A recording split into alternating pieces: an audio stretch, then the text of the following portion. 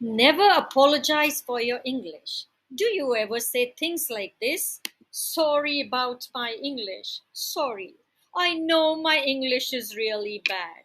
Here's the question. Why? No. Seriously? Why say these things? What's the point? When you say things like this, you get two results. One, you reinforce your negative feelings by expressing them.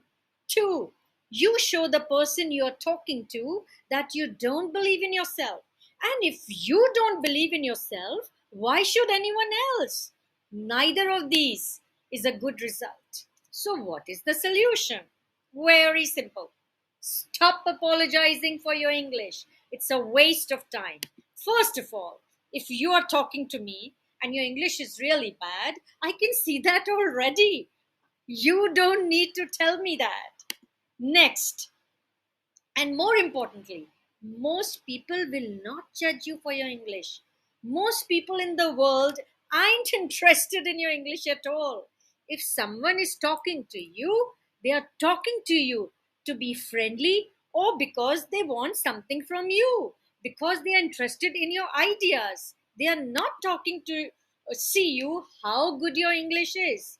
And even if the person you're talking to you is judging you or your English, what can you do about it at that moment? Nothing at all. So, why apologize? Why feel bad? It does not help. Okay, maybe you can't feeling help, though you shouldn't. But you can control what you say. Don't apologize for your English. Never ever apologize for your English. Here's something about me. I don't speak Tamil or French or Latin, not one word of it. Should I feel bad about it? Should I apologize and say, hey, I'm really sorry about my bad Tamil, my bad French, my Latin, my French, my Korean, and blah, blah, blah, blah.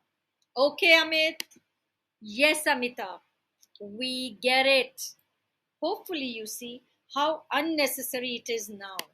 Even if your English is bad, so what? Don't be sorry.